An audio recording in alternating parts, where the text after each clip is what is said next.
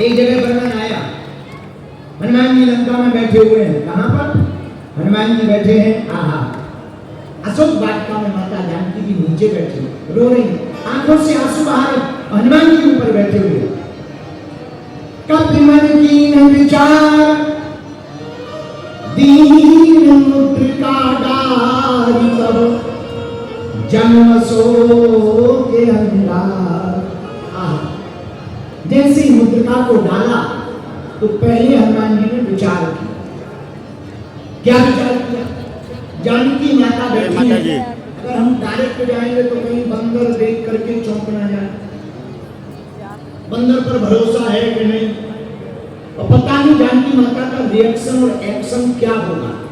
इसलिए हनुमान जी डायरेक्ट सामने नहीं गए, पहले मुद्रिका को डाला। पर मुद्रिका के पहले हनुमान जी ने एक काम किया, पहले विचार किया फिर कार्य किया। यही हनुमान जी का मल्टी टैलेंट है। हम लोगों को सीखना चाहिए, पहले काम के लिए विचार करना चाहिए, फिर कार्य को करना चाहिए। जय सिया राम, जय सिया राम। आशीष जी, धर्म का एक लाइन में अगर हम बताएं अर्थ, तो धर्म वही है जिससे तुम्हें प्रसन्नता मिले और दूसरों को कष्ट ना पहुंचे। एक लाइन में यह। दूसरा प्रश्न बड़ा प्यारा किया, होगा कोई पूर्व जन्म चेला। हे गुरु जी, शिष्य के कर्तव्य बताओ। चेले, शिष्य के तो कर्तव्य ही कर्तव्य है, फिर भी तुम पूछ रहे तो हम बताएंगे। शिष्य का पहला कर्तव्य यह है कि अपने गुरुदेव की प्रसन्नता में प्रसन्न रहे। जय सिया राम। ये केवल शिष्य का कर्तव्य नहीं, पुत्र का भी है। हम अक्सर एक बात बोलते हैं कोट करते हुए, महान बेटा और बेटी वो नहीं है जो माता पिता के नाम से जाना जाए, बेटा और बेटी तो वो महान है जिनके नाम से माता पिता को जाना। जय सिया राम। ये कल ही हम किसी को बता रहे थे, हमें याद नहीं है, कोई एक बहुत बड़े अधिकारी आए थे, वो बैठे हुए थे, हम उनको कल बता रहे थे कि जीवन में एक बात याद रखना, महानता तभी आती है जब हमारे जीवन में विनम्रता आ जाए। हम विनम्र हैं लेकिन कायर नहीं, ये भी ध्यान रखना। विनम्र का मतलब ये नहीं कि कोई तुम्हें दो चांटा मारे तो तुम दूसरा गाल कर दो, इसमें भी लगो तो तुम धीरे धीरे दांत तुम्हारे टूट जाएंगे, दुर्दशा हो जाएगी। एक बार ऐसी घटना घटी इतिहास में। एक जापान की कथा है बहुत पुरानी। जापान में एक बहुत भिक्षु हुए, बहुत भुड़क थे, तो एक सांप काटा करता था सबको। तो गांव वालों ने कहा वहां से मत जाओ, सांप काटता है। वो बोले चिंता मत करो, हम समझा देंगे। सांप के पास काय को काटते हो, लोगों को डरवाते हो, शर्म नहीं आती तुम्हें अपने मन से? इतना भारी शरीर लिए भजन करो, प्रभु को पाओ, बुद्धत्व को पाओ। सांप प्रवचन सुन करके बात मान गया। एक जगह तर्क कर रहे थे, बोले क्या सांप भी बात मानते हैं? हमने कहा आदमी नहीं मानता है, बाकी तो सब मान जाते हैं।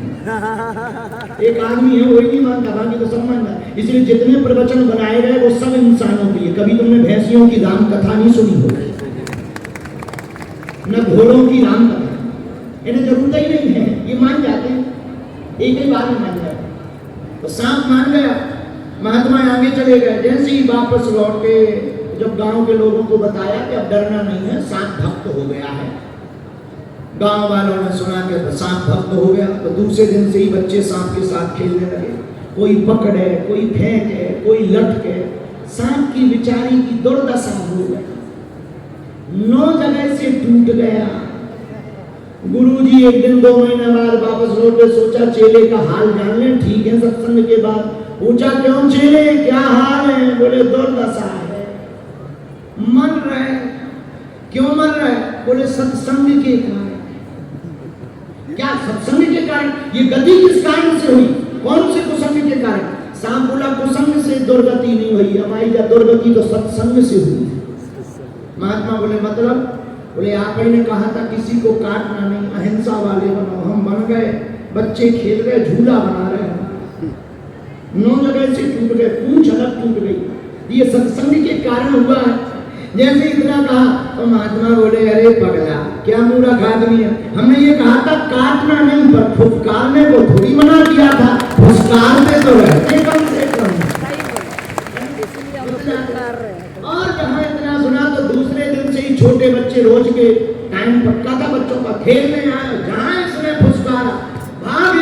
भैया फिर से बिगड़ गया, फिर नहीं लौट कर कोई पास आए। इसलिए हम तुमको कहते हैं चेले, पहला धर्म यह है शिष्य का कि अपने गुरु की प्रसन्नता में स्वयं प्रसन्न रहे। पुत्र का भी यही धर्म, माता पिता की प्रसन्नता में पुत्र प्रसन्न रहे। दूसरा धर्म, शिष्य का दूसरा धर्म है कि अपने गुरु को दीर्घ आयु रखने के लिए नित्य प्रार्थना करें और उपाय करें। पुत्र का भी यही धर्म है, माता पिता को दीर्घ आयु रखने के लिए सेवा भी करें, उनको कम टेंशन दें, खुद टेंशन में रहे, माता पिता को कम टेंशन दें। तीसरा धर्म शिष्य का, जो मंत्र दिया उसको ही ब्रह्म वाक्य मान करके बिना किसी को बताए गुरु मंत्र को ही जीवन का सार मान करके जपना चाहिए। शिष्य का चौथा धर्म रामचरितमानस के आधार पर रघुकुल रीत सदा चलिया, रघुकुल रीत सदा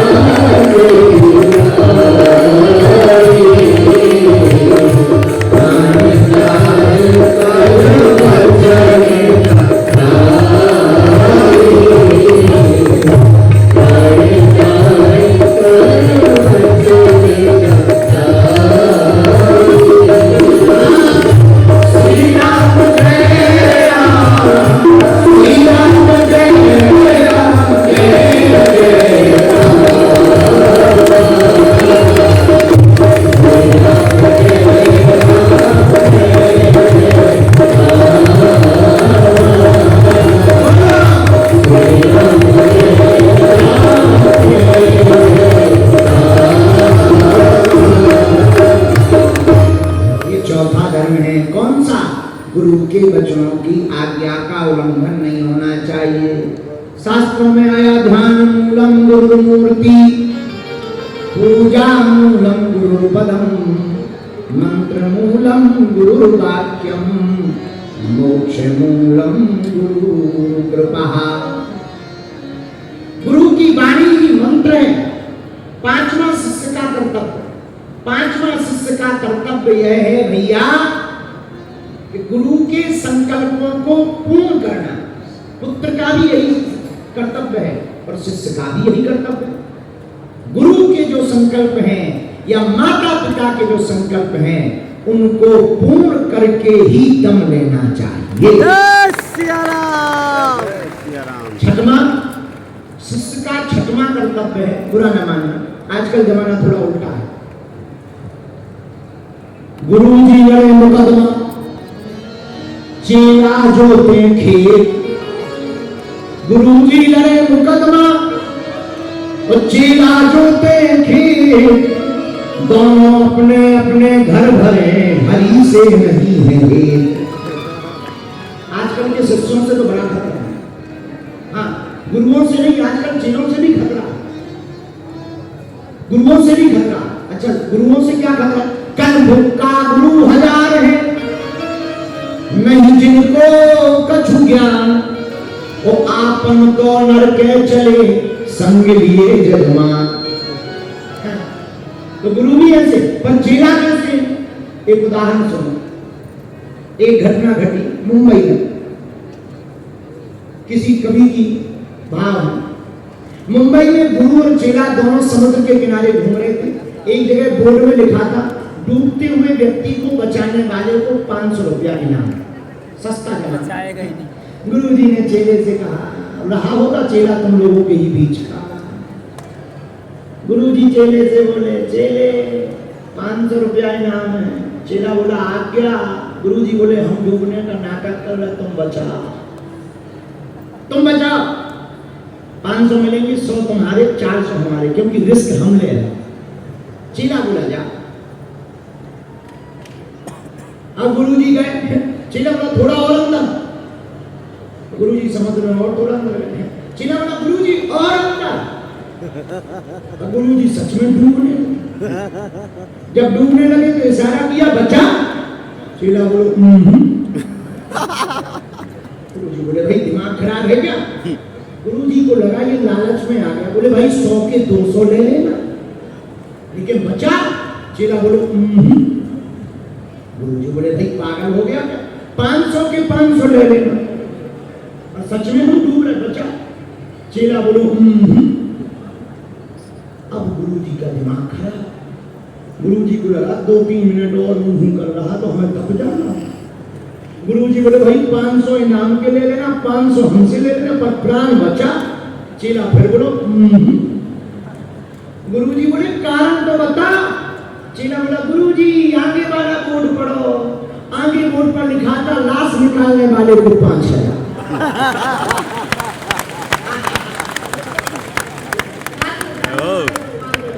गुरुजी बोले अच्छा चेला बोला तुम लोग बुरा ना मानना, तुम लोगों की बात नहीं है, ये दूसरे चेलों की बात है।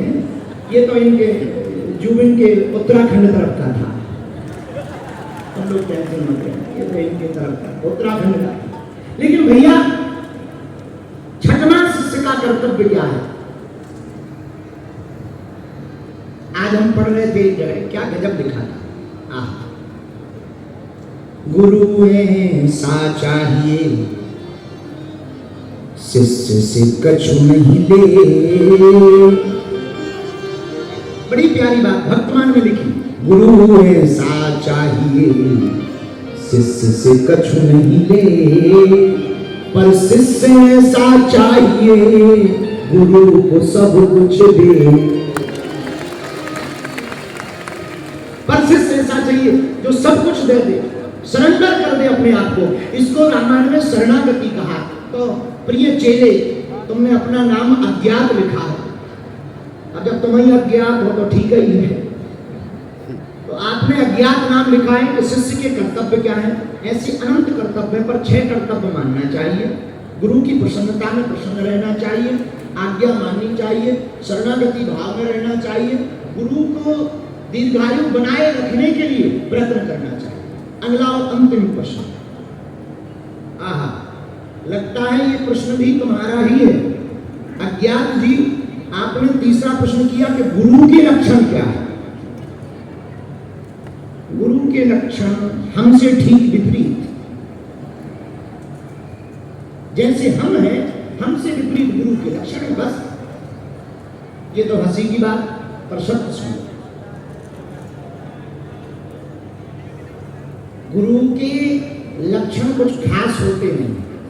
एक बार हम एक अस्पताल की बिल्डिंग के सामने खड़े बैठे थे, एम्बुलेंस निकली, उससे मरीज उतरा, डॉक्टर आए, दोनों अंदर गए। तो हमारे मन में विचार आया क्या गजब का समय है, डॉक्टर भी हॉस्पिटल में जा रहे हैं और मरीज भी हॉस्पिटल में जा रहे हैं। एक रोगी है, एक निरोगी है, पर दोनों हॉस्पिटल में जा रहे हैं, लेकिन दोनों के जाने का लक्ष्य अलग अलग है। रोगी ठीक होने के लिए हॉस्पिटल में जाता है और डॉक्टर निरोगी है, ये रोगी को ठीक करने के लिए हॉस्पिटल में जाता है। वैसे ही इस संसार में गुरु और चेला दोनों जन्म लेते। चेला अपना आत्म कल्याण करवाने के लिए जन्म लेता है और गुरु दूसरों का कल्याण करने के लिए जन्म लेता है। जय सिया राम। लेकिन अब आपने प्रश्न बड़ा तार्किक किया है कि गुरु के लक्षण क्या है। पहला, जो तुम्हारी बाहें पकड़कर गोविंद से जोड़ने का काम करे, ये गुरु का पहला लक्षण। जो अपनी पूजा करवाए सो सावधान हो जाना। अपनी पूजा करवाने वाला कभी गुरु नहीं हो सकता है। अब गुरु तो वही होता है जो गोविंद की पूजा करवाए। जय सिया राम। किसी को बुरा लगे तो सावधान रहना। गुरु का दूसरा लक्षण वो बड़ा प्यारा, समानता। गुरु के लिए कोई शिष्य बड़ा या छोटा नहीं होता, लेकिन जो सेवा करता गुरु उसके प्रति अति उदार होता है। गुरु का तीसरा लक्षण यही होता कि वो जब भी अपनी सेवा में बैठे सार की बात बोले। संत ऐसा चाहिए जैसे सूप सुहाए, सार सार को गही रहे धोखा दे उड़ाए। धान के सूप में, सूपा में जब धान को फटकते हैं तो सूपा की एक कला होती है, वो तोता को उड़ा देता है, सार को रख लेता है। ऐसे ही गुरु होता है, जिंदगी के सार को रख लेता है, तोता को उड़ा देता है। जय सिया राम। गुरु का चौथा लक्षण क्या है? गुरु का चौथा लक्षण भी बड़ा प्यारा है। गुरु जो होते हैं ऊंचे होते हैं। एक प्रश्न और किसी ने किया था, वो हम भी उसका भी उत्तर दे दें। एक पूछ रहे थे गुरु में और सदगुरु में अंतर क्या है? गुरु में कुछ लोग सदगुरु कहते हैं ना, तो गुरु में और सदगुरु में अंतर क्या है? तो हमें एक जगह उत्तर मिला, जिसे कोई माने वो गुरु, जिसे बहुत लोग माने वो सदगुरु है।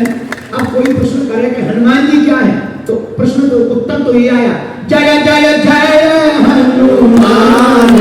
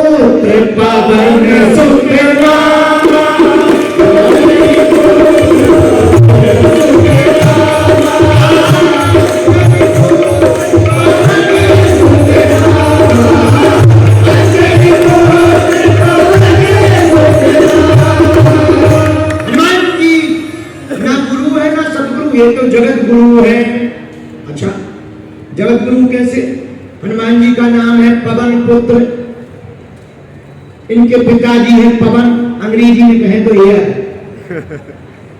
अच्छा, पिताजी पवन और हनुमान जी पवन पुत्र। अब ऐसे समझो, तुम्हें 10 दिन ना भोजन दिया जाए तो काम चलेगा नहीं। कुछ लोग नवरात्रि कर लेते हैं, तो भोजन के बिन कितने दिन रह सकते हो? 10 दिन तो रह ही सकते, अरे 7 दिन तो रह सकते। और पानी के बिन एक लोग निर्जला करते हैं। और आजकल भारत में एक और अंग्रेजी वाला एक कार्यक्रम चला है, करवा चौथ। उसको हमने बुंदेलखंडी में मुंस पूजन कहा है। बड़ी अद्भुत विचित्र बात है। 365 दिन गाली, एक दिन में लाइफ टाइम के लिए अपनी आयु बढ़वा सकते हैं। खैर हमें कोई तर्क नहीं करना पड़ता। कल के ही दिन माता जी हमारे खिलाफ FIR कर दी थी। हम किसी चीज की बुराई नहीं कर रहे, लेकिन ठीक है, हनुमान जी की जैसी इच्छा, भगवान करे कम से कम चलो पतियों को एक दिन कम से कम पूजा करवाने का मौका तो मिलता है। लेकिन एक जने हंसी में हमसे महात्मा कह रहे थे, महाराज हमने कहा क्या हुआ? हम कहा आज करवा चौथ है। बोले हाँ है। तो हम कहा आप कोई उपाय बताओ। मुस्कुरा के बोले महाराज क्या उपाय बताना, 364 दिन पति पूजता है, आज पत्नी और ये छोड़ो। पर भोजन के बिन 7 दिन रह सकते, पानी के बिन 1 दिन, और हवा के बिन 1 दिन नहीं। 2 मिनट भी हवा बंद कर दी जाए तुम्हारी हवा खिसक जाए। अच्छे अच्छों की हवा खिसक जाती है, 2 मिनट हवा ना मिले। कोरोना में हवा कम हो गई थी कई लोगों की ही, और हवा ही खिसक गई है। तो हवा के बिना 1 मिनट नहीं रहा जा सकता। क्यों? क्योंकि हवा ही प्राण है। और कितनी अद्भुत तार्किक बात है, हवा के बिना 1 मिनट नहीं रहा जा सकता। हवा का मतलब पवन, और पवन के ही हनुमान है, हनुमान के बिना भी एक मिनट नहीं रहा जा सकता, इसलिए हनुमान जी जगत गुरु है। जय सिया राम। क्या है हनुमान जी? जगत गुरु। अंजनानंदनम वीरम जानकी शोकनाशनम कपि समक्ष हंतारम वंदे लंका भयंकरम दोष्पदी कृतवारी समस्की कृत राक्षसम रामायण महामाला रत्नम वंदे अनिलात्मजम। तो प्रिय अज्ञात शिष्य, आपने पूछा गुरु के लक्षण क्या? गुरु के लक्षण यही है जो गोविंद से मिला है। और गुरु कौन? सच्चा और अच्छा गुरु वही है जो रंग को भी राजा बना दे। जय सिया राम। गुरु कौन? जो प्रभु से जो गम ना दे वो गुरु नहीं, वो गुरु नहीं, वो गुरु है। जो गम दे वो गुरु नहीं, जो प्रभु से मिलने का नियम दे वो गुरु है। जय सिया राम। गुरु कौन? जो गम ना दे, प्रभु से मिलने का नियम दे और जिंदगी में संयम दे, उसी को गुरु कहा जाता है। जय सिया राम। जय हो प्रभु। गुरु कौन? जो बुद्धू से बुद्ध बना दे।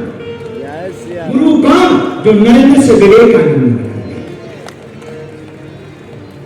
गुरु कौन?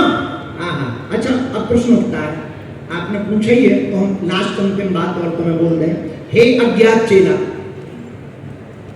महामानव, तुम तो हो गए भूत। ऐसे अज्ञात नाम भूतों के नहीं होते हैं, पर कोई बात नहीं। एक बात और हम तुम्हें बता दें, गुरु जरूरी नहीं है कान में मंत्र दे,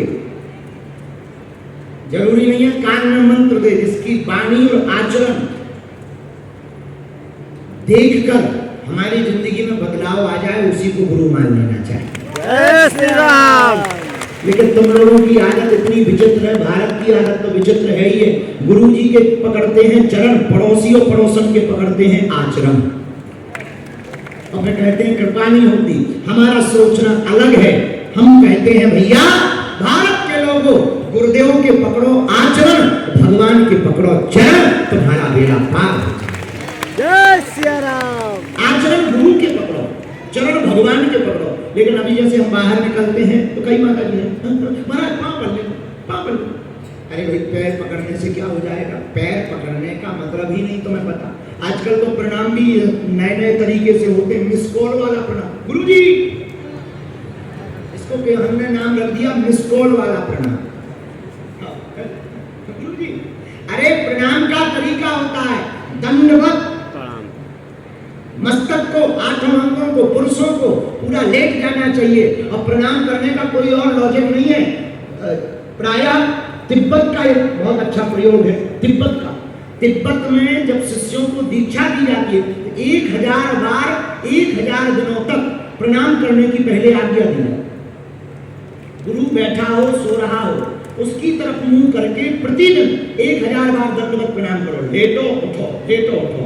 तो हम पढ़ रहे थे तो हमने सोचा कि 1000 बार प्रणाम का मतलब क्या है। तब हमें एक जगह से बहुत अच्छा जवाब मिला। एक आचार्य जी कहते हैं भैया प्रणाम करने का और कोई कारण नहीं है, प्रणाम करने का सिर्फ इतना कारण है, अपने अभिमान को अपने से बड़े के चरण शरण में डाल देना। जय सिया राम। अपने अभिमान को, मैं कुछ हूँ, अपने से बड़े के चरण में डाल देना ही प्रणाम। लेकिन आजकल प्रणाम के भी पर्याय बदल गए हैं। गुरु जी प्रणाम, अब इसको मिस कॉल। एक हमारा चेला है, अभी अभी आया था, चला गया, विक्की यहीं बैठा था नीचे। विक्की सिंह हमारा चेला है, गांव का है, गांव का जोगी आने गांव का सिद्ध पुराना जमाना। हमारा चेला है, इसी गांव में हमने जन्म लिया, दोनों साथ में बड़े हुए। बाद में उनकी श्रद्धा जागी, बोले गुरु तुम तो खतरनाक हो, दीक्षा दे दो। हमने दीक्षा दे दी, हमारा चेला बन गया है। अब वो जब भी मिले तो भीड़ भाड़ में हम व्यस्त रहे, गुरु जी मानसिक प्रणाम स्वीकार हो, मानसिक प्रणाम स्वीकार हो। हम भी उनसे बड़े वाले गुरु हैं, हमका चेला मानसिक आशीर्वाद पहुंच चुका है। तुम कैसे प्रणाम करो, हम तुम्हें कहें खतरा हो। तो प्रणाम का तरीका क्या है? प्रणाम का तरीका है अपने मस्तक को गुरु के चरण में रख देना, यही प्रणाम का तरीका है। इसलिए हे प्रिय अज्ञात चेले, गुरु के लक्षण कौन है? जो प्रणाम में भी ना फंसे ना। गुरु का उद्देश्य ये नहीं है कि तुम दंडवत रहो, गुरु का उद्देश्य यह है कि तुम्हें कोई दंड ना मिले, इसलिए तुम दंडवत रहो। जय सिया राम। गुरु के लक्षण जो गोविंद से मिला है, गुरु का दूसरा लक्षण जो सदा मुस्कुराए, सबको समान रखे। गुरुदेव का तीसरा लक्षण, जो सार को रखा रहे। गुरुदेव का चौथा लक्षण, जो गम ना दे, प्रभु से मिलने का नियम, जीवन जीने का संयम दे। गुरु का पांचवा लक्षण, गुरुदेव का पांचवा लक्षण बड़ा प्यारा है, इसको और सुन लो। गुरुदेव का पांचवा लक्षण, जो भी गुरु होगा उसके अंदर एक कला होगी, वो सबको क्षमा करना जानता होगा। तो क्षमा नहीं कर रहा तो गुरु नहीं है। इसलिए इन 3 प्रश्नों के उत्तर हमने दिए। शेष प्रश्न जो भी पहुंचेंगे कल सुबह हम 12 बजे बैठेंगे, तब उत्तर देंगे। आज समय बहुत हो गया, हमें लगता है